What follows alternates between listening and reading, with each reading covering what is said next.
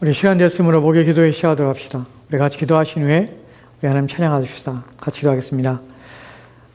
영광중에 계신 하나님 감사를 드립니다. 오늘도 우리 마음을 하나님께 향하게 하시며 주의 말씀을 듣게 하시며 우리의 영혼을 바르게 하기 위해서 또한 주의 은혜와 주의 또한 긍휼과 자비하심을 덧입어 우리가 믿음으로 살게 하시기 위하여 오늘 이 자리에 불러 주님 앞에 서게 하심에 나의 감사드립니다. 영원히 우리의 찬송과 또한 영광을 받으시기 합당하신 하나님 앞에 높여 하나님을 부르며 하나님 영광을 찬양하며 또한 주의 은혜에 감사할 뿐만 아니라 또한 우리의 마음을 주께 드리며 주께서 우리의 영혼의 힘과 능력을 더해주시고 또한 믿음을 살도록 도와주시며 또한 종말의 시대에 깨어있도록 하나님 도와주시옵소서. 이 시간 주께서 함께 원하오며 살아계신 예수 그리스도로 기도합니다.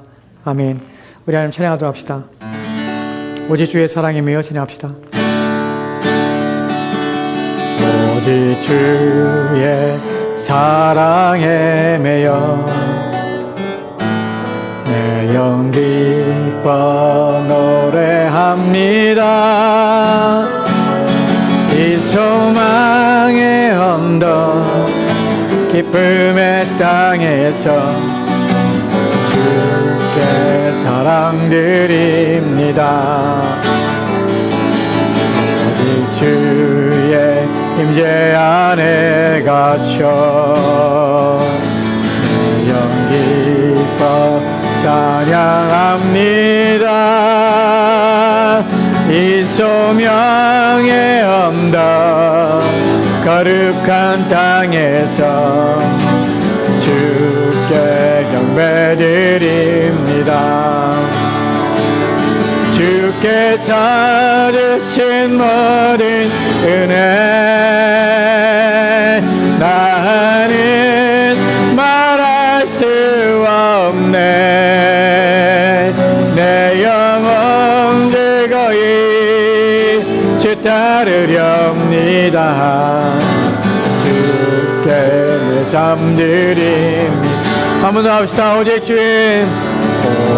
주의 사랑에 매여 내 영 기뻐 노래합니다. 이 소망의 언덕 기쁨의 땅에서 주께 사랑드립니다.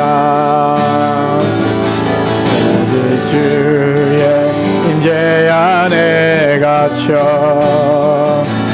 내 영 기뻐 찬양합니다. 이 소명의 언덕 거룩한 땅에서 주께 경배드립니다. 주께서 주신 모든 은혜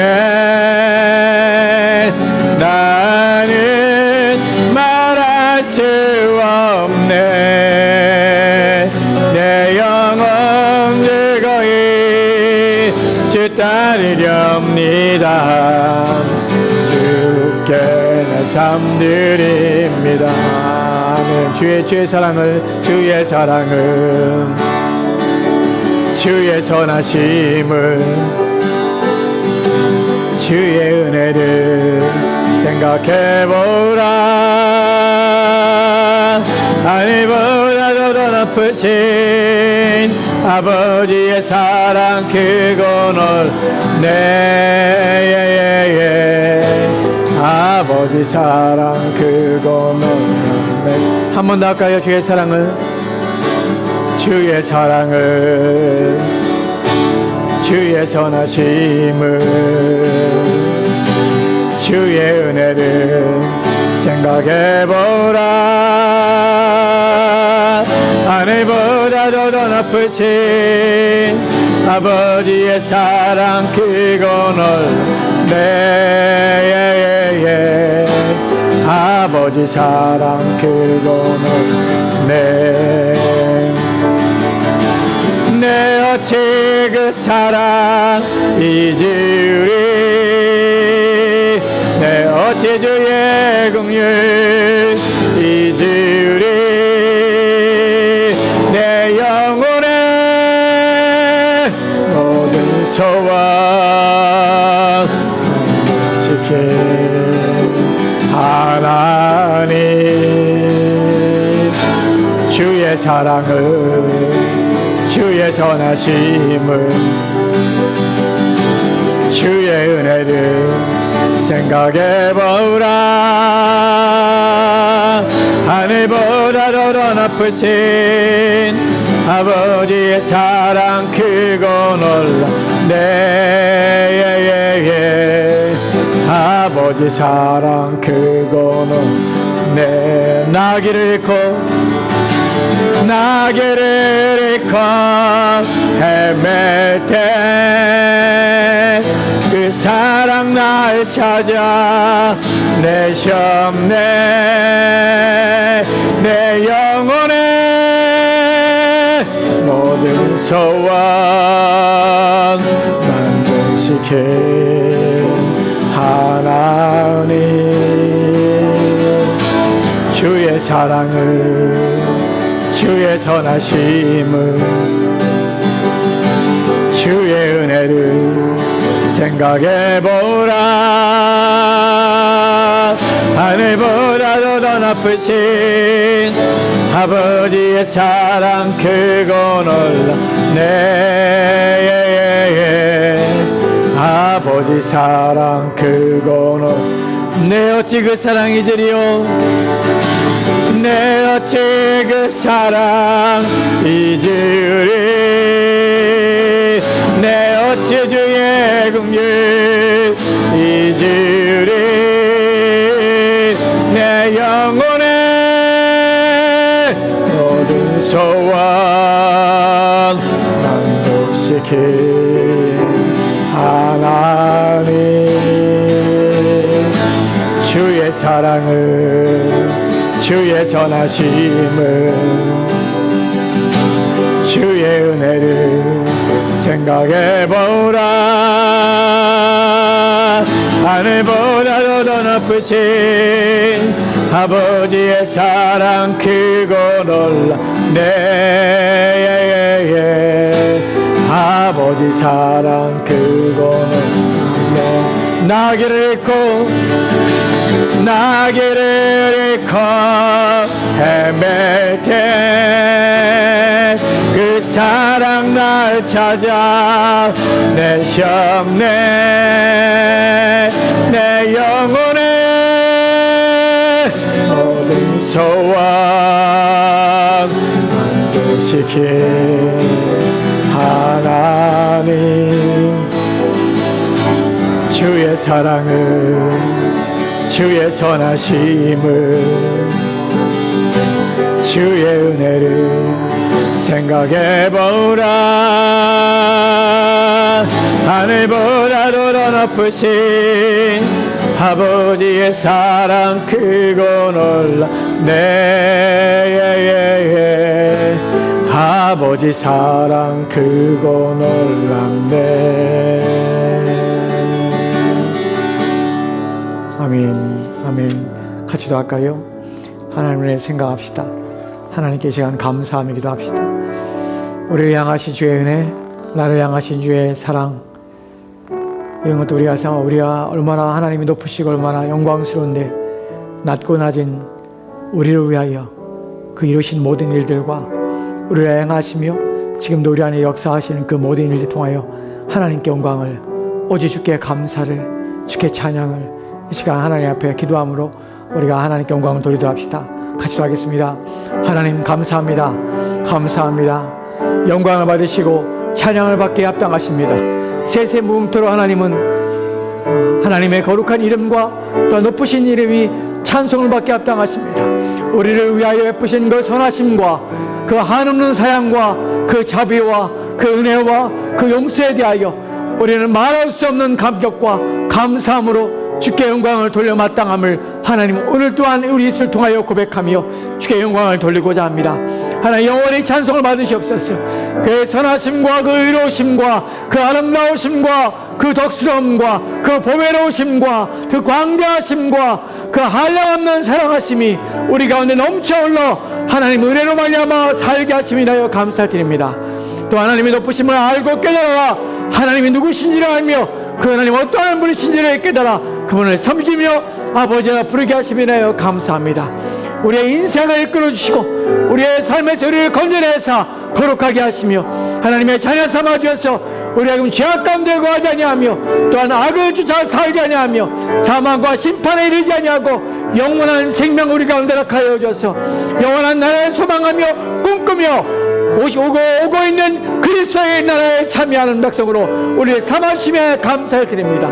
이제는 주 앞에 영광을 돌리며 그 하나님을 찬양하며 주 앞에 싸우니 하나님의 구속의 은혜와 우리를 향하여 이루신 그 놀라운 역사와 또한 하나님께서 성취하시고 또한 우리를 위하여 이루신 그 모든 일을 말미암아 오직 주께만 영광을 주를 위하여 사는 우리의 삶 되도록 주여 도와주옵소서. 날마다 우리의 삶이 주님을 닮아 살게 도와주시고 주의 은혜에 따라 우리의 삶이 사라지도록 도와주옵소서. 주께서 이 시간에 우리 가운데 함께 해주시옵시고 하나님의 은혜가 이 시간 우리 가운데 풍성히 더해 주시길 소망합니다.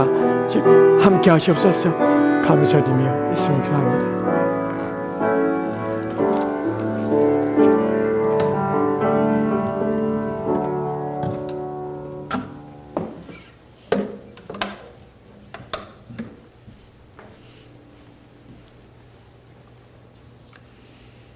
오늘 우리 하나님 말씀 모두 합시다. 오늘 우리 하나님 말씀은 로마서 6장 23절 말씀, 한 절 말씀 보도록 하겠습니다. 로마서 6장 23절 말씀입니다. 오늘 로마서를 강의한 지 95번째입니다. 이제 한 달쯤 했으면 100번째. 기억나세요? 기억나세요? 로마서를 제가 140편 가까이 준비해 놓은 것 같아요. 140편 가까이. 지금 준비해 놓은 게 지금 8장 하고 있어요. 8장 한 중반 정도 했는데 140강 정도 되는 것 같아요. 138강인가 139강인가 지금 준비해 놓은 것 같아요. 아마 다 준비하면 많으면 300강? 300강 정도 되지 않을까. 지금 저도 로마서를 강의하면서 제가 로마서를 할 수 있다는 거, 로마서를 이렇게 설교할 수 있다는 게 또 로마서를 통해서 전 너무나 많은 것들을 또 얻고 또 너무 유익한 것 같아요. 저한테도 유익하고 목사가 성장하는 것, 목사가 이렇게 잘하고 목사가 신앙으로 또한 말씀으로 깊이 들어갈 수 있게 하는 것은 어떻게 보면 성도들이 복인데 그렇지 않겠어요? 성도들이 복이지 않겠어요? 우리 목사님 막 성장하고 있어. 말씀에 깊이 들어가고 말씀에 대해서 너무나 잘 알고 말씀에 대해 깊이 깨닫고 있어. 그러면 그런 성도들은 얼마나 좋을까? 아직 말씀 시작도 안 했는데 요즘 제가 기도하고 있는 것 중에 하나가 제 은퇴에 대해 기도하고 있어요. 제 은퇴에 대해서 기도하고 있어요. 작년부터 기도를 하고 있는데 사실 은퇴해서 기도할 때 좀 서글퍼요. 저도 언젠가 은퇴하겠죠? 네, 은퇴하겠죠. 뭐가 서글프냐면 제가 은퇴하면 어떤 목사님한테 제가 가서 어떤 목사님과 더불어서 주님의 교회를 섬기게 될까? 어떤 목사님에게 내 영혼을 맡길까? 주님이 맡아주시지만 내게 하늘 창고에서 보화 같은 생명의 말씀을 새 것과 옛 것을 꺼내오는 서기관처럼 그렇게 공급해 줄 수 있는 좋은 목사님을 나도 만났으면 좋겠다. 내 노후가 내가 은퇴한 후에 그분을 통해서 하나님 말씀에 공급함을 받고 그분을 통해서 내 영혼이 더 하나님을 사랑하게 되고 더 내 영혼이 깊어지고 영적으로 더 성장하고 자랄 수 있다면 너무 좋겠다. 그런 목사님을 만났으면 좋겠다. 나도 그런 목사지만 그런 기도를 합니다. 근데 슬픈 거는 어디서 만나지? 어디서 만나지? 하는 것 때문에 슬퍼요. 그래서 좀 먹먹합니다. 어떻게 해야 될까? 정말 좋은 목사님 하나님 만나게 해주세요. 내 영혼을 살지게 하고 내 영혼을 기름지게 할 수 있는 정말 좋은 목사님. 내게 각성하게 하고 내 영혼이 물러서지 않도록 끝까지 믿음의 싸움을 싸우고 무엇으로 살아야 할지 잊지 않게 날마다 나의 경각심을 주고 내 영혼을 깨워서 내 영혼이 잠자지 않도록 내 노후가 그래서 하나님 앞에 지금보다 더 뜨거운 열정과 지금보다 또 불타오르는 마음을 가지고 하나님 앞에 살아가게 만들 수 있는 그런 목사님을 만났으면 좋겠다. 나는 기도를 합니다.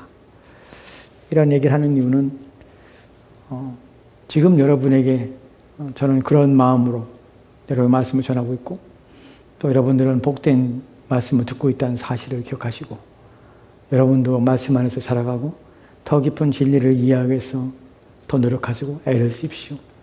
우리를 성장시키는 것은 유일한 것은 하나님 말씀입니다. 또한 두 번째가 하나님께서 기도를 통하여 우리를 성장시키십니다. 이것밖에 없습니다. 그러니까 이 일에 온힘을 기울이십시오. 하나님 말씀 보도록 합시다. 로마서 6장 3절 말씀 같이 읽도록 합시다. 시작. 죄의 삭은 사망이요 하나님 은사는 그리스도 예수 우리 주 안에는 영생이니라. 아멘. 아멘. 오늘 말씀을 통해서 우리가 죄의 삭과 하나님 은사에 대해서 살펴보려고 해요. 네, 다시 6장 3절 말씀 보도록 할까요? 6장 3절 말씀에는 한글 성경에 나와 있지만 원문에는 왜냐하면이라는 단어가 있습니다. 접수사가 있습니다. 왜냐하면이라는 것이 알다시피 이유가 있고 그 이유의 그 원인에 대해서 그렇기 때문에 어떤 결과를 도출해내고 그런 행위를 도출하게 되는 것이에요. 그러니까 왜냐하면 죄의 삭은 사망이고 하나님 은사는 그리스도 예수 안에 있는 우리 주 안에는 영생이라. 왜냐하면 앞에 있는 무엇인가 있기 때문에 그렇기 때문에 우리는 이렇게 그렇기 때문에 그래야 된다 하는 것을 말하는 것이죠. 그럼 무엇에 대해서 그렇게 하냐 하는 것이죠. 무엇 때문에 우리는 죄의 삭은 사망이 하나님 은사는 그리스도 예수 안에 있는 우리 주 영생이니라. 왜냐하면 무엇 때문에 그 무엇 때문에가 어디냐면 바로 우리가 앞서 살펴봤던 로마서 6장 21절 말씀 21절 말씀인가 21절 말씀이죠. 19절 말씀부터 같이 읽도록 합시다. 시작. 너희 육신이 약함으로 내가 너희 사람의 예대로 말하노니 전에 너희가 너희 죄를 부정과 불법에 내주어 불법에 이른과 같이 이제는 너희 죄를 의에게 종으로 내주어 거룩함에 이르라. 아멘. 본문에 보면 너희 육신이 연약함으로 제가 이미 말씀을 드렸습니다. 내가 사람의 예대로 말하노니 왜 사람의 예대로 얘기하냐면 너희가 육신이 연약하기 때문에 너희 죄를 부정과 불법에 내주어서 우리가 내주는 것이에요. 내주어서 불법에 이른 것처럼 이제는 너희 죄를 이제 우리가 신분이 바뀐 것이 우리의 본질이 바뀐 것이죠. 그래서 이제는 우리 죄를 부정과 불법에 내주지 않아요. 이제 누구에게 내줍니까? 이 죄를 의에게 종으로 내주어서 거룩함에 이르게 하려 이르라 라고 말하는 것이 우리는 이 본문을 통해서 무엇을 알게 됐습니까? 여러분들? 여러분 우리가 나와 또 내 지체와 다르다는 것 이것을 인식했죠. 제가 여러분에게 어려운 얘기를 했어요. 우리는 다시 옛사람으로 돌아가지 못해요. 우리는 다시 죄에 거하지 못해요. 왜요? 우리는 본질적으로 존재가 바뀌게 된 것이 우리는 더 이상 죄의 종으로 살 수 없어요. 그렇게 사는 것은 참된 중생한 신자들에게 불가능해요. 그러니까 신자의 맺어서 죄를 즐거워하며 죄에 거하며 죄에 떠나지 않는다는 것, 그 신자가 아닌 것이에요. 왜냐하면 그럴 수 없어요. 왜냐하면 본질이 바뀌었기 때문에. 그래서 죄를 지을 수는 있어요. 우리가 죄를 짓지만 회개하고 다시 돌아와서 자기를 정결하게 하는 일에 온힘을 기울일 수밖에 없어요. 왜냐하면 자기 안에 있는 성경이 우리를 그냥 내버려두지 않기 때문에 그래요. 우리는 본질적으로 우리 자신이 죄에게 내주는 일을 내가 할 수 있는 상태가 됐다는 것이에요. 예전에 어떻게 했어요? 죄에게 내주는 것이 아니라 죄 자체가 지배를 해서 내가 죄의 몸의 죄를 죄에게 그냥 자동적으로 그냥 죄에게 바쳐지는 것이에요. 근데 이제는 어떻게 해요? 더 이상 우리는 의의 종이 됐기 때문에 죄에게 내 지체를 내줄 수 있는 가능성이 있지만 지체가 죄에 미혹돼서 내 마음과 내 영혼이 죄에 미혹되어서 내가 깨어있지 않으므로 내 지체를 죄에게 내어줄 수 있는 그런 상황에 있기 때문에 내주지 말라는 것이에요.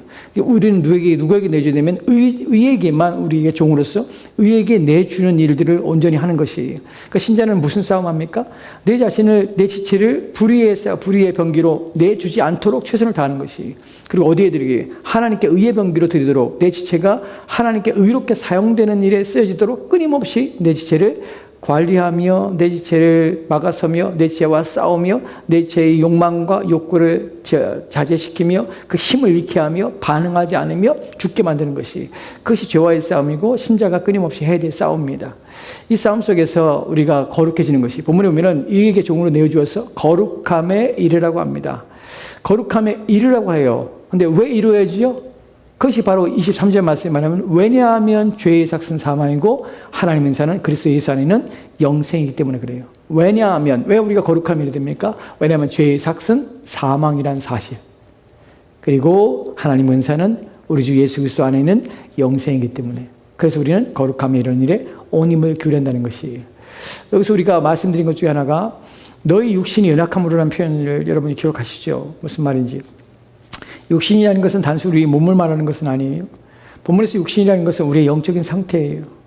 우리가 영적으로 우리가 연약하기 때문에 우리의 영혼이 죄로 말미암아 또는 죄에서 자유케 되었지만 여전히 우리의 영적인 상태는 우리가 날마다 하나님 말씀을 가까이 하고 우리 영혼을 깨어 있으며 우리 영혼을 자꾸만 말씀으로 성장시켜서 우리가 그리스도의 성품과 우리 안에 그리스도의 말씀으로 우리 안에 채우지 않으면 연약한 상태에서 진리의 말씀에 대해서 바르게 인식하지 못하며 거기에 대해서 우리가 깨닫는 것이 연약하다는 것이, 이런 것들을, 영적인 일을 어떻게 해요? 성령으로, 영으로밖에 분별이 안 되는 것이, 그러니까 성령은 날마다 충만하지 않으면 하나님 말씀을 들어도 이해하지 못하는 것이, 사실은 이 말씀을 전할 때에, 로마서를 전할 때 사람들이 로마서를 어렵게 생각하는 이유가 이것이고, 또한 이런 것들에 대해서 생각하지 않는 이유가 무엇이냐면 영적으로 어둡기 때문에 무슨 말을 해도, 이 말을 해도 무슨 말인지 못 알아들어요. 그리고 이 말에 대해서 관심도 없고 또한 이 말에서 이해도 못하는 이유가 뭐냐면 그들의 지적 수준이 떨어지기 때문이 아니에요. 그들이 우리의 지성적이지 않기 때문이 아니에요. 그들이 어떤 사고 능력이 없기 때문이 아니에요. 영적이지 않기 때문에, 영적이지 않기 때문에. 성경을 읽어도 영적이지 않기 때문에 못 읽는 것이에요. 근데 어떤 사람에 있어서는 그가 학벌이에, 그다음에 학력이 좋아서 어떤 세상에서 박사고 또한 무슨 학위를 다른데 갈 수 없는, 다른 사람, 일반 사람이 갈 수 없는 좋은 대학원을 나오고 또 박사학위를 받고 하는 지성이라도 영적이지 않으면, 영적 성령에 의해서 그의 말씀이 이해가 되지 않고 깨달아지지 않으면 아무리 성경과 아무리 그들을 하나님 말씀을 쉽게 풀어서 설명한다고 해서 이해가 되지 않는 거, 이해가 믿지 않는 것이에요. 본문에서 말하는 것이 바로 그런 것이에요. 우리가 영적으로 깊이 들어가야 하나님 말씀을 끊임없이 깨닫고 이해가 되는 것이에요. 이해가 안 된다. 그럼 뭐가 문제냐면 내 지성의 문제가 아니라 내 영적인 문제예요. 영적인 문제. 내가 못 알아듣고 있는 것이 무슨 말인지. 그러니까 어떤 문제? 그 문제는 성령 앞에 성령을 통해서 끊임없이 나로 하여금 이 영적인 일들을 분별할 수 있도록, 그것을 깨달을 수 있도록, 진리를 더 깊이 이해할 수 있도록 자꾸 나가야 되는 것이에요. 자꾸 하나님의 도우심을 구하고 자꾸 은혜를 받기 위해서, 하나님 말씀을 더 깨닫기 위해서 기도하고 성령의 은혜를 간구하며 말씀을 읽고 더 깊이 배우는 일들이 온 힘을 기울여야 되는 것이, 그때 영적인 것들이 눈이 열리고 깨닫게 되는 것이에요. 여러분, 저를 보면 저는 알아요. 제가 12년 전에 저와 지금의 저는 전혀 다른 존재예요. 같은 사람이지만 전혀 다른 존재예요.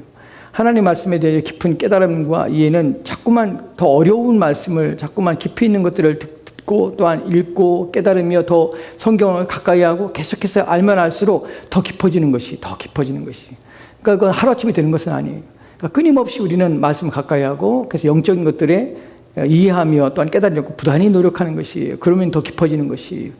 그래서 신자 중에서도 어떻게 평신도가 이 정도까지 하나님에 대한 진리와 지혜를 가지고 이해를 가지고 이렇게 말할 수 있을까? 라는 것들을 보면 대단하다는 느낌을 드는 사람이 가끔 종종 있습니다. 그런 사람들은 바로 이런 능력들, 그가 지성적이기 때문이 아니라 그가 이성적이고 논리적인 사고를 가지고 있는 탁월한 어떤 지적인 능력을 가지고 있기 때문이 아니라 그가 하나님과의 깊은 교제와 성령의 깨달게 하심을 끊임없이 갈망하며 그 앞에 서서 성령 앞에 성령을 통하여서 진리의 말씀을 깨닫고 부단히 노력한 결과로 말미암아 그가 이런 진리에 이르게 되는 것이에요. 그러니까 우리는 모두가 다 그래야 된다는 것이, 모두가 다 그럴 수 있는 가능성이 있고 동일한 성령께서 우리 안에 역사하시면 진리를 바르게 이해하며 인식하는 데 이르게 됩니다. 본문에서 보면 말한 것처럼 다시 돌아와서 너희가 거룩함에 이르라. 왜냐하면 6장 23절 말씀에 왜냐하면 죄의 삭은 사망이요 하나님 은사는 그리스도 예수 안에 있는 영생이니라. 그렇기 때문에 우리는 거룩함에 이르러야 되는 것이, 여기에 대해서 이제 한 구절씩 내용들을 살펴볼 것이에요. 우리는 첫 번째로 무엇을 살펴보게 되면 지금 대조를 이루었다는 사실을 여러분 본문을 통하여 보게 됩니다. 대조되고 있어요. 무엇과 대조됩니까? 죄의 삭과 하나님의 은사와 대조되고요. 사망과 생명생이 대조되고 있습니다. 여기서 우리가 알게 되는 것은 첫 번째, 이제 세 가지 내용을 먼저 말씀드릴게요. 첫 번째는 무엇이냐면 가능성에 대해서 여러분 생각해 보셔야 합니다. 첫 번째 말씀드리는 것은 가능성이에요. 이 본문이 바울이 본문을 통하여 말하고자 하는 첫 번째는 모든 인간들에게는 두 개의 가능성밖에 없다는 사실을 분명히 하고 있습니다. 두 개의 가능성이 있어요. 어떤 가능성이 있습니까? 죄의 삭스로 사망에 이르는 가능성과 하나님 은사로 영생에 이르는 가능성. 이 두 개의 가능성밖에 없다는 사실이에요. 두 개의 길밖에 없습니다. 이 부분에서는 예수님 또한 우리 가운데 두 개의 길밖에 없다는 사실, 우리 가운데 분명히 이 모든 인간들이 갈 수 있는 두 개의 길이 있다는 사실 우리 가운데 말씀하고 있죠. 뭘 비유로 얘기했습니까? 좁은 길, 넓은 길, 두 개의 길입니다. 또한 마태복음 7장에서 산상수훈의 마지막에서 어떻게 해요? 모래 위에 세운 집, 또한 반석 위에 세운 집. 두 개의, 모든 인간은 두 개의 가능성밖에 없다는 사실이에요. 두 번째, 여기에서 또 다른 우리가 명제를 찾게 되는데 무엇을 찾게 되냐면 이 두 개의 가능성은 무엇이, 여기에는 중간이라는 스펙트럼의, 다양한 스펙트럼의 어떤 혼합적인, 또한 양쪽에 섞일 수 있는, 또한 구분되지 않는 어떤 영역이 있을 수 없다는 사실입니다. 다시 말씀드릴게요. 이 두 개의 길은 서로 무엇인가 서로 연결되어서 이 두 개를 구분할 수 없거나 모호한 상태에서 양쪽에 관련될 수 있는 가능성이 전혀 없다는 사실입니다. 죄의 삭과 죄와 하나님의 은사는 무엇인가 공통되거나 무엇인가 상충되거나 무엇인가 연결되거나 하는 것이 전혀 없다는 것이에요. 이 말은 무엇이냐면 죄의 종이든지 하나님의 종이든지 세상에는 두 종류밖에 없다는 사실이에요. 그러니까 우리가 볼 때는, 우리가 이 교회 생활하면서 이것이 참 어려운 점이 뭐냐면, 우리가 사람들을 사람들 평가하면 우리가 평가할 수 있는 기준이나 또한 주권이 우리 가운데 절대 주어지지 않았습니다. 왜냐하면 우리가 누가 구원받았다, 구원받지 않았다, 우리가 말할 수 있는 권한이 우리 가운데 전혀 없어요. 목사님 저도 없습니다. 그건 하나님의 절대적인 권한이기 때문에. 그런데 우리가 가만히 보면 이 사람이 구원받았는지 안 받았는지 모호한 경우들이 있어요. 그리고 이 사람이 정말 신자인지 아닌지 모호한 경우도 있고. 그러니까 목사들은 오늘날 현대 교회의 문제가 뭐냐면 이 사람들을 다 싸잡아서 구원받았다고 얘기한다는 사실이에요. 이 부분이 교회를 약하게 만들고 이 부분이 성도들로 하여금 거짓된 평안에 속게 만드는 영역이 바로 이 부분이에요. 교회 안에 들어온 모든 사람에게 구원이 마치 주어진 것처럼 인식하고 시작한다는 것이에요. 사실은 목회자에게서 가장 큰 독이 무엇이냐면 사람들을 차우고 사람들이 자기 교회에 몰려오는 것에만 취해서 무엇인가를 구분점과 분명하게 명확하게 해야 될 선들을 정하지 않고 있다는 것이에요. 그 명확한 것이 뭐냐면 당신이 죄의 종이냐 아니면 하나님의 종이냐, 당신은 이 둘 사이에 모호하게 중간에 낄 수 없다, 분명히 해라, 당신의 신분을 분명히 해라 하는 설교를, 하는 복음을 끊임없이 외쳐야 되는데 이 부분에 대하여 어떻게 하냐면 괜찮은 것 다, 왜냐하면 그 불편하니까, 사람 들으면 교회 안 나오니까. 그러니까 다 이것을 희미하게 해서 흰색도 아닌 것이 검은색도 아닌 것이 모호한 회색지대가 있는 것처럼, 마치 구원을 그리 드린 것처럼, 마치 그런 사람도 구원을 받을 수 있는 것처럼 말하는 이 경향성이 오늘 현대 교회의 가장 큰 비극입니다. 수많은 사람들이 지옥에 가는 것이죠. 왜냐하면 나는 하나님 교회 나오고 또한 예배도 드리고 또한 가끔 기도 시간에 나오고 내 삶에서 난 착하게 살고 선하게 살고, 그런데 내가 혹시 이렇게 내가 하나님 믿고 있는데 내가 구원받지 않았을까? 라는 생각들, 정말 자신의 정체성에 대해서 늘 언제나 생각하고 또한 명확하게 내가 하나님의 종인지, 내 인생의 전체 속에서 하나님의 주인인지, 이 부분에 대해서 뒤에서 살펴보겠지만 명확하게 자신의 신앙과 자신의 고백들을 해야 되는데 그 고백과 신앙의 결단들과 신앙에 대한 분명한 색깔들을 드러내지 않음에도 불구하고 우리는 그 사람도 신자인 것처럼 받아들이고 신자인 것처럼 여긴다는 것이에요. 이것이 문제죠. 여기에는 모호함이 없습니다.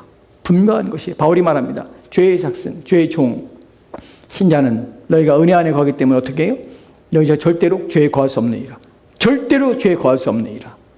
은혜를 더하게 죄를 짓으니야? 절대로 그럴 수 없느니라. 단호합니다. 단호합니다. 그러니까 모호하지 않아요.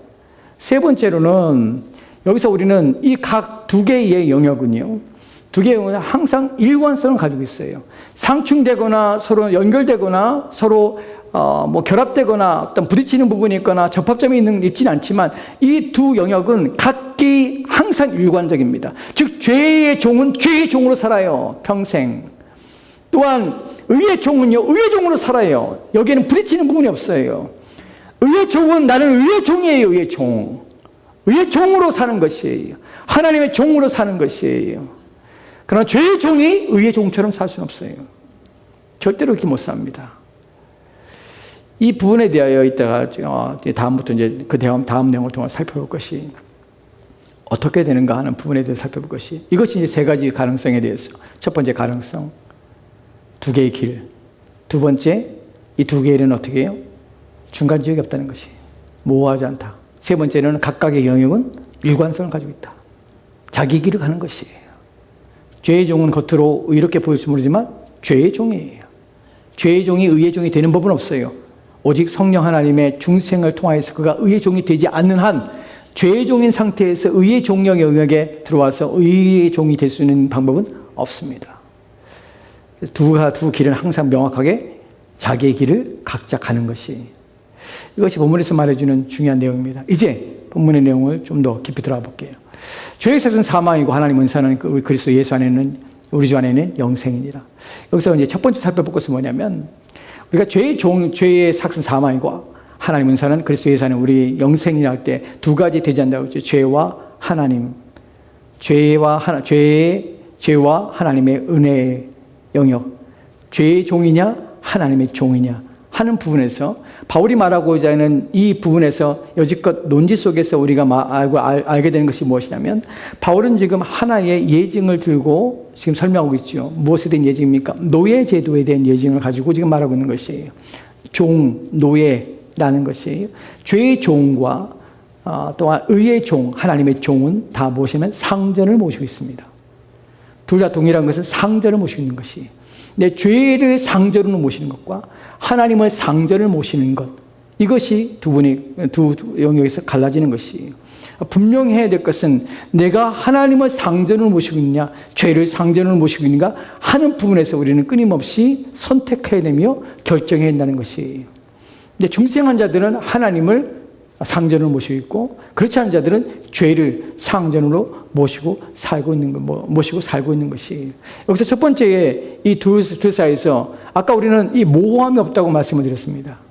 근데 우리가 생각할 때에 앞서 말씀드린 것처럼 교회 안에는 이 모호한 삶 때문에 우리는 이 판단에 보류하며 혹시 내가 정죄하거나, 혹시 또한 물론 여러분들이 스스로를 정죄하거나 스스로에게 판단하는 말은 아닙니다. 근데 적어도 목사는 성도들의 그 모호한 영역에서 신분을 밝히라고 얘기를 해야 되는 것이, 당신의 신분은 무엇입니까? 라고 요구를 물어야죠. 목사는. 왜 물어야 합니까? 목사의 책임이 그거잖아요. 이 사람이 모호한 상태로 있어요. 하나님 선택하는 것도 아니고 세상을 선택하는 것도 아니에요. 양다리 거치고 있어요. 아니에요. 하나님께서는 재물을 선택할 것이냐 하나님을 선택할 것이냐 물으세요. 둘을 선택할 수 없어요. 좁은 길을 가거나 넓은 길을 가거나 둘 중에 하나예요.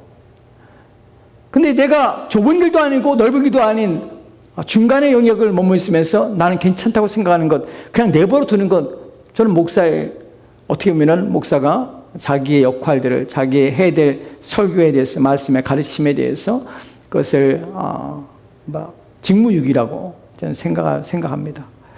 그렇다고 해서 직접적으로 당신이 예수를 오늘 당신이 결단하시고 오늘 당신이 하십시오, 빨리 예수 믿으세요 라고 말할 수 있는 거 아니에요. 그런데 끊임없이 설교를 통해서 복음을 선포하고 각성하도록, 스스로 누구인지 자각하도록 끊임없이 요청해야 되는 일들은 끊임없이 해야 되는 것이, 설교의 역할이 바로 그것이거든요. 성도로 하여금 결단하는 것이, 하나님 앞에 나오도록, 하나님을 섬기도록 하는 것이에요. 근데 교회 안에서 우리는 일반적으로 우리가 보는 관점에서, 여러분들은 적어도 그렇지 않았으면 좋겠어요. 교회 안에는요, 내가 죄의 종인데 불구하고 내가 선을 행할 수 있는, 우리는 이 부분법, 이 두 가지로 구분하는 법. 당신이 죄의 종입니까? 하나님의 종입니까? 하는 이 결정에서 모호한 점이 없다는 사실을 명확히 하지 않으면 우리는 무엇으로 이 사람이 그리스도인이고 의의 종이라고 착각하게 되냐면 선한 일하고 착한 일하고 또한 남에게 유익을 주고 사람 성품이 좋고 또한 이해력과 사람들을 보듬으며 또한 좋은 말을 하고 또한 사람들에게 유익하게 하며 봉사를 하고 헌신을 하고 희생하고 하는 일들을 볼 때 우리는 이 사람에 대해서 어떻게 생각하냐면 이 사람은 이렇기 때문에 구원받았다고 착각하는 것이 절대 그렇지 않아요. 성경이 바울이 말하는 것은 무엇이냐면 네가 죄의 종이냐 하나님의 종이냐의 문제를 말하는 것이 네가 도덕적이냐 윤리적이냐 말하는 것은 결코 아니라는 것이에요. 우리의 논지는 성경의 논지는 그것이 아니에요. 하나님 따지는 것은 그것이 아니에요. 네가 이 땅에서 얼마만큼 착한 일 했니? 얼마만큼 남을 도왔니? 얼마만큼 남을 섬겼니? 네가 내 교회에서 네가 얼마나 봉사를 얼마나 많이 했니? 이거 하나님 물으지 않으세요. 네가 구원받았니? 네가 그리스도 예수를 주인으로 섬기며 나의 종으로 인생을 살았느냐? 네가 죄의 종이냐? 아니면 하나님 나의 종이냐? 라고 물으시는 것이 이 방법밖에 없다는 것이. 근데 우리는 그런 방법에서 우리는 어떻게 하냐면 그런 기준으로 우리는 갖지 않아요. 그러니까 우리는 사실 그런 거 묻는 것을 또한 그런 것들에 대해서 우리는 생각지 않습니다. 교회 안에서 우리는 이런 사람들이 너무나 많은 것을 보게 되는 것이죠. 착하고 또한 선하고 또한 교회 봉사 열심히 하고 교회를 위해서 헌신하고 희생하고 무엇인가를 위해서 최선을 다하고 또 섬기고 하는 일도 보면 저 사람이면 천국 가지 않을까. 이런 생각들이 우리를 얼마나 비참하게 하고 얼마나 악한 생각인지 몰라요. 절대로 그렇지 않습니다. 여러분 그런 사람 천국 못 가요. 절대로 못 가요. 그리스도 예수를 영적으로 만나고 또한 전 인격이 그리스도 예수를 경험하지 않고 자기의 죄인됨을 고백하지 않고 또한 그리스도를 위해 살지 아니하고 그리스도의 종이 되지 않으면 절대로 천국에 못 갑니다. 하나님 물으시는 것은 그런 걸 물으시지 않아요. 그것은 논외의 문제예요. 당신이 도덕적이냐 윤리적이냐 논외의 문제예요. 아무리 교회에서 착하게 하고 교회 선하게 산다고 해서 결코 그 사람이 구원받은 건 아니에요. 왜냐하면 초대교회도 이런 문제 때문에 바울이 고민하면서 고린도후서에서 이렇게 말하는 걸 보게 됩니다. 고린도후서 11장에 12절 말씀 이렇게 읽겠어요. 같이 또 합시다. 시작. 나는 내가 해온 그대로 앞으로도 하리니 기회를 찾는 자들이 그 자랑하는 일로 우리와 같이 인정받으려는 그 기회를 끊으려 함이라. 여기서 바울이 지금 단호하게 말하고 있어요. 나는 내가 해온 그대로 앞으로도 할 것이다. 왜냐하면 기회를 찾는 자들이 있는데 그 자랑하는 일로 기회를 찾는 자들이 뭐냐면 바울처럼 그 일을 하면서 자랑하려고 기회를 찾는 자들이 있는데 그래서 우리와 같이 인정받으려고 그 기회를 끊으려 하기 위해서 나는 앞으로도 내가 해온 그대로 하리라. 어떤 자들이 그렇게 했습니까? 13절 14절 말씀에는 이렇게 읽겠습니다. 같이 또 합시다. 시작. 그런 사람들은 거짓 사도요 속이는 일꾼이니 자기를 그리스도의 사도로 가장하는 자들이라. 이것은 이상한 일이 아니니라. 사단도 자기를 광명의 천사로 가장하니라. 아멘. 본문에서 우리가 먼저 여러분 생각해 보냐면 이상한 일이 아니에요. 교회 안에서 어떻게 이런 이상한 일이 아니에요. 사단이 광명의 천사로 가장하는 것이 이상한 일이 아니에요. 그런 사람들이 거짓 사도요 속이는 일꾼이니 자기를 그리스도의 사도로 가장하는 자들이라. 이런 일들이 있는 것이 이상하지 않아요. 당연히 그래요. 교회 안에서 착하고 교회 안에서 선하고 사람들에게 인정받고 칭찬을 받고 이럴 수 있습니다. 그런데 문제는 이러죠. 저런 사람이라면 구원받지 않았을까? 착각하지 마세요. 중요한 것은 그 사람이 무엇인가를 했는가 안 했는가 중요한 것이 아니라 그 사람이 고백했는가 참으로 그리스도 앞에 또한 의의 종으로 살고 있고 하나님의 종으로 살고 있는가 그 때문에 그 사람이 그런 것이 나오는 것인가 아니면 그 사람의 성품과 그 사람의 자기 자랑과 자기를 위하여 높이기 위해서 그 일을 하고 있는가 하는 것이 문제예요. 본질은 그것이에요. 주님께서 우리 가운데 물으시는 것은 그것이에요. 너는 나의 종이니? 나를 위해서 하니? 너는 내 앞에 살고 있니? 너는 나를 닮아가며 그것을 위해서 네 인생과 네 모든 삶을 나를 위해서 나의 영광을 구하며 나를 닮기 위해서 내 인생에 최선을 다하고 살고 있니?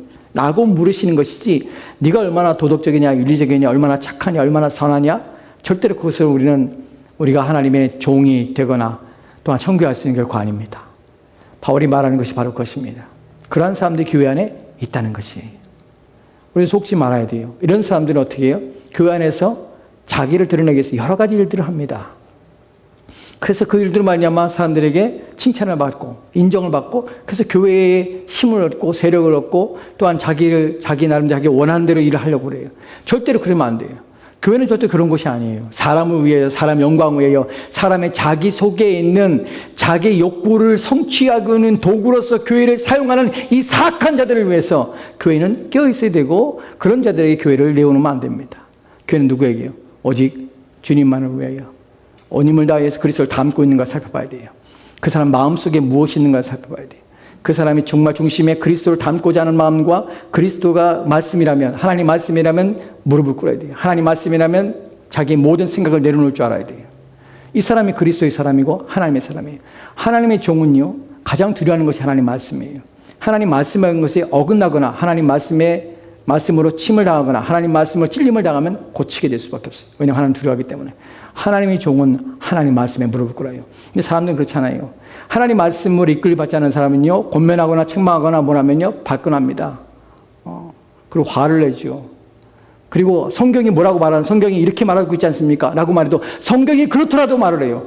여러분, 여기부터 문제가 된 것이에요. 성경이 그렇게 말한다 할지라도 라고 말하는 것은 이미 자신의 성경을 뛰어넘고 있는 것이에요. 내 권위가 성경의 권위보다 높은 것이에요. 성경이 아무리 그렇게 말해도, 성경이 가르친다 그렇게 말한다 해도, 성경이 그렇게 가르친다 해도 그래도 그거 아닙니다라고 말하는 것은 그것은 이미 자기가 하나님 자리에 있는 것이에요. 자기가 하나님인 것이에요. 그래서 자기가 하나님처럼 행동하는 것이에요. 절대로 하나님을 주인으로 모시는 사람은 그렇게 못 삽니다. 내가 아무리 내 생각이 옳고 아무리 이성으로 따져도 내가 바른 것 같고 내가 옳은 것 같지만 하나님 말씀이 아니라고 하면 하나님 말씀에 걸림이 되고 하나님 말씀에서 책망이 되는 것이 느껴지면 멈춰야 됩니다. 왜냐하면 우리는 누구의 종이에요? 하나님의 종이기 때문에 그래요. 이거 보면 알 수 있습니다. 하나님의 종인지 아닌지를. 하나님의 종은 하나님의 교회를 위하여 그리스도의 몸을 위해 온 힘을 기울입니다. 자신의 영광을 구하지 않고 하나님의 교회가 온전히 세워지고 바르게 되기 위해서 온 힘을 기울입니다. 그것이 하나님의 종이 가지고 있는 마음의 상태요, 자세인 것이. 이런 문제들이 첫 번째 상전의 문제가 이런 문제들이 있습니다. 두 번째 말씀을 좀 빨리빨리 할게요. 두 번째는 무엇이냐면 상전의 문제에서 이제 이 두 개의 로마서 6장 23절 말씀 다시 한번 볼까요?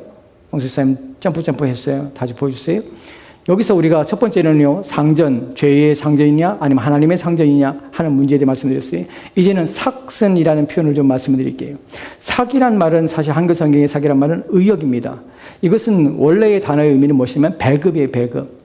죄가 배급해 주는 것이에요. 죄가 공급해 주는 것이에요. 배급이라는 이 단어가 사용된 용례는 어디냐면 로마의 군병들이 월급을 받았습니다. 자기가 일한 노동의 대가를 받은 것이죠. 노예들 또한 음식을 제공받고 또한 얼마의 양의 돈을 좀 받았습니다. 이런 것들을 배급이라는 것이니까 죄가 주는 배급이에요. 죄가 주는 삭시예요. 죄가 주는 값을 지불해 주는 것이에요. 여기서 우리 생각할 때 죄가 값을 지불해 줘. 죄가 어떻게 값을 지불합니까? 그 죄가 값을 지불한다 할 때 죄가 주는 이 배급이라는 것, 누가 배급해 주며 이 삭세에 대해서 값을 누가 배급해 주며 또한 이 배급의 내용이 무엇인가 하는 부분이죠. 죄가 삭스를 지불하는데 죄 자체가 삭스를 지불하지 않습니다. 삭스를 지불하는 자가 있죠. 누구입니까? 율법이에요, 율법. 죄를 지으면 누가요? 율법이 죄에 대한 대가를 지불하는 것이. 죄를 지은 것에 대한 책임을 지게 하는 것이. 우리가 고린도전서 15장의 56절 말씀에 이렇게 읽는 걸 보게 됩니다. 같이 들어갑시다. 시작. 사망에 쏘는 것은 죄요, 죄의 권능은 율법이라. 아멘. 사망에 쏘는 것은 죄 때문에 사망이 왔어요. 죄가 사망을 통하여 쏘는 것이에요. 그리고 죄의 권능은요, 죄는 어떤 힘을 가지고 있습니까? 율법을 통하여 힘을 갖는 것이에요. 죄가 삭스를 지불하고 죄가 삭스를 주는 것은, 죄를 지은 자에게 삭스를 주는 것은 죄가 주는 것이 아니라 율법이 죄에 대한 대가를 어떻게 하나님의 진노와 심판을 쌓으며 그래서 하나님부터 멸망해 하도록 하나님 만드신다는 것이에요. 이것이 바로 죄가 주는 삭시입니다. 여기서 우리가 알게 되는 또 다른 것은 무엇이냐면 죄의 삭시 사망이라는 표현입니다. 여러분, 사망이라는 단어가 가지고 있는 의미는 우리는 죽음이라는 것을 합니다. 근데 죽음이 여러 종류의 죽음이 있다는 사실을 아십니까? 하나의 종류가 아니에요. 여러 종류의 죽음이 있습니다. 성경은 여러 종류의 죽음에 대해 얘기합니다. 첫 번째, 무슨 죽음이 있습니까? 영적인 죽음이 있습니다. 에베소 2장에 보면은 이런 말씀이 있죠. 허물과 죄로 죽었던 우리를 살아있지만 죽었어요. 에베소 2장 1절 말씀에 허물과 죄로 죽었던 너희를 살리셨어요. 영적인 죽음이 있습니다. 두 번째 죽음은 무엇입니까? 두 번째 죽음은 하나님과의 분리입니다. 성경이 그걸 또 죽음이라고 표현합니다. 하나님과 분리라는 것은 무엇이냐면 어떠한 은혜도 없는 것이, 어떠한 하나님으로부터의 어떤 자비나 어떤 국리를 전혀 받지 못하는 완전한 분리 상태예요. 이것을 뭐라고 합니까? 지옥이라고 해요. 지옥. 여러분, 지옥이라는 것은 어떤 우리가 장소적인 의미로 표현하지만 성경에서는 지옥에 대해서 표현할 때 장소적인 의미도 표현하고 있지만 더 표현된 건 뭐냐면 하나님과의 완전한 분리예요. 하나님과 완전한 분리는 무엇입니까? 어둠 바깥에 던져지는 것이에요. 거기서는 어떤 하나님의 자비도 은혜도 기대할 수 없는 것이에요. 그러면 이 땅에 사는 것은 하나님의 자비로 지금 살고 있는 것이, 은혜로 살고 있는 것이에요. 왜요? 사도행전 17장에서 어떻게 해요? 하나님께서 비와 해를 주시고 너희들에게 먹을 것을 주셔서 너희에게 공급하신 이가 하나님이시다 라는 표현을 통해 우리가 알게 됩니다. 모든 사람에게 먹을 것을 주시고, 또한 우리가 사도행전을 통해 알게 되는 것이 우리가 살며 기도하며 존재하는 것은 누구의 하나님을 통하여서. 그러나 우리가 죽음에서는 그렇지 않다는 것이, 하나님과 완전한 분리가 바로 사망입니다. 세 번째는요, 완전한 불못에 던져져서 이제 영원한 심판에 이르는 것을 사망이라고 합니다. 더 이상 이제는 어떤 기회와 기대가 없는 것이죠. 이에 대하여 계시록에 보면은 이렇게 표현한 것을 보입니다. 계시록 20장 6절 말씀에 같이 들어갑시다. 시작. 이 첫째 부활에 참여하는 자들은 복이 있고 거룩하도다. 둘째 사망이 그들을 다스리는 권세가 없고 도리어 그들이 하나님과 그리스도의 제사장이 되어 천년 동안 왕 그리스도와 더불어 왕으로 달리로다. 아멘. 이 첫 번째 부활에 참여하는 자들은, 첫 번째 부활에 참여하는 자는 누굴까요? 누구예요? 첫 번째 부활. 우리죠, 우리. 배장님 잘 아시잖아요. 지금 계시록 지금 한 지가 지금 우리가 7년 정도 됐는데, 예, 우리가 첫 번째 부활에 참여한 자예요. 첫 번째 부활에 어떻게 참여했어요? 죽지도 않았는데 어떻게 해요? 이미 영생을 소유했어요. 그래서 우리는 어떻게 해요? 첫 번째 영생의 부활을 우리가 된 것이에요. 어디에 그렇게 말해요? 요한복음 11장에서 11장에 뭐라고 말해요?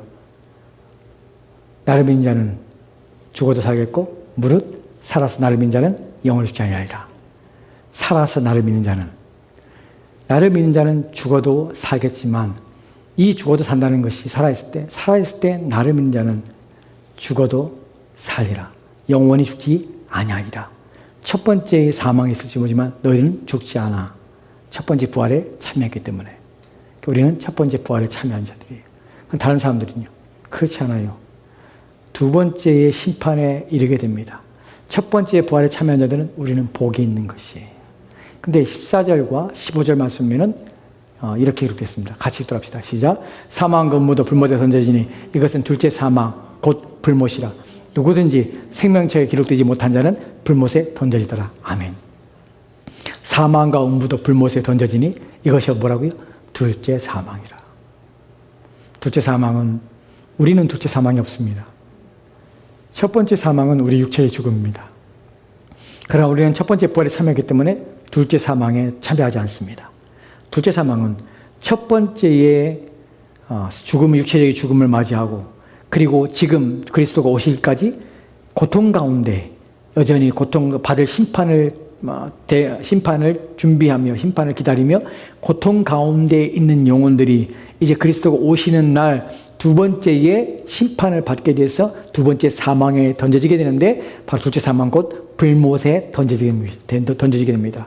누가 들어갑니까? 생명책에 기록되지 못한 자들은 불못에 던져지는 것이. 그래서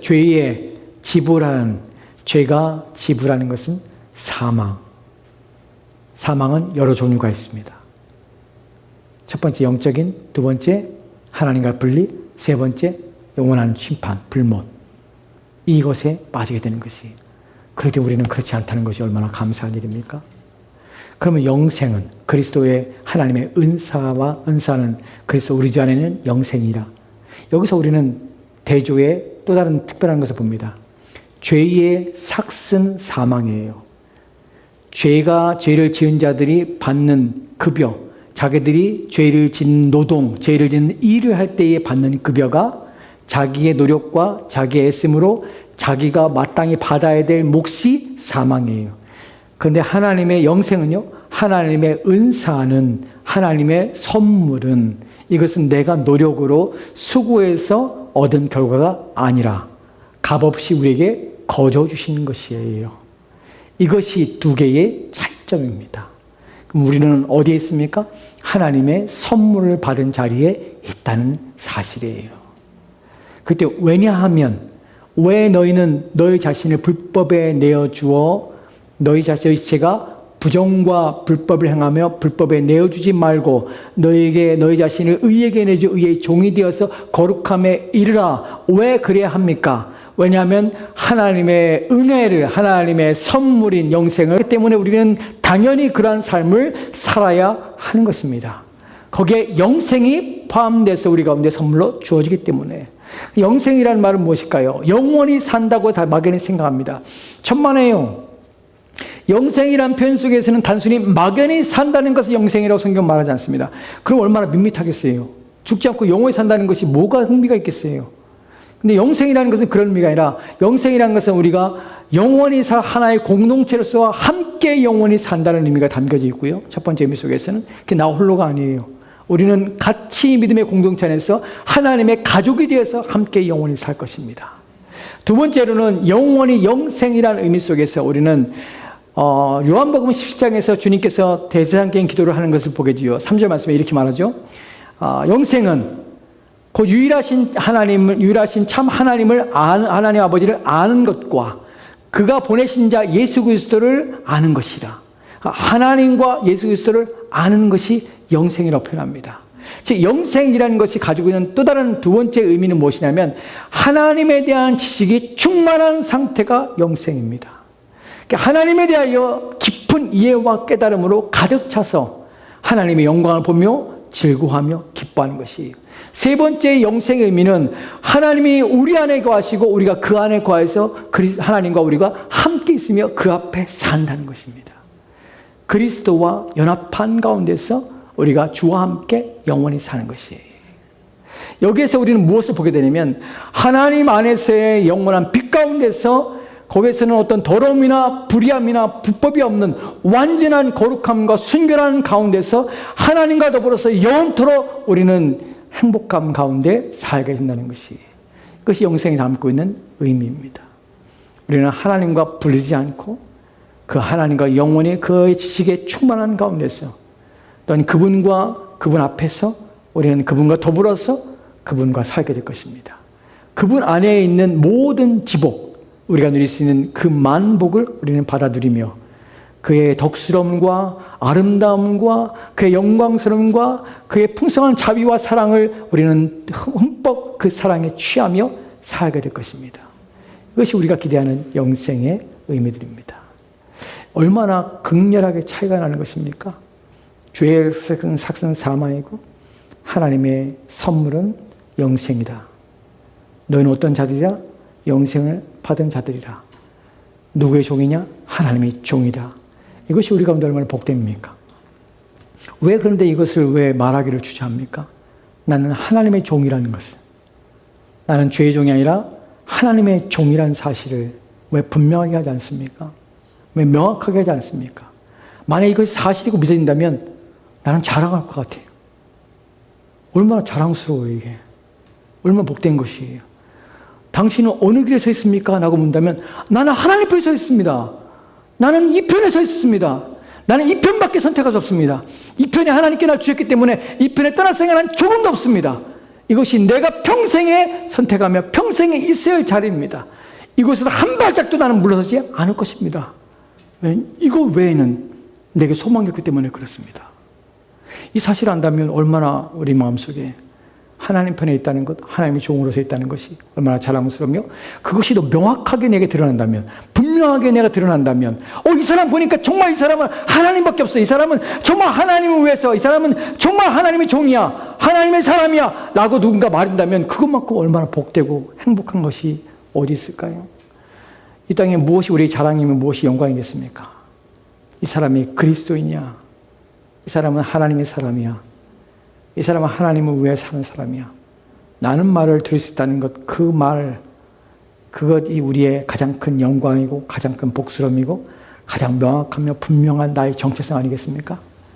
그 정체성을 저와 여러분이 가집시다. 그리고 내가 하나님의 자녀, 하나님의 종이라는 사실을 기뻐합시다. 기도합시다. 오늘 주신 말씀을 가지고 여러분들 기도합시다. 여러분 오늘 말씀을 통해서 우리 영적인 지혜와 지식의 부유함을 더해달라고 성령님 도와달라고 기도합시다. 하나님, 내가 육신이 열악한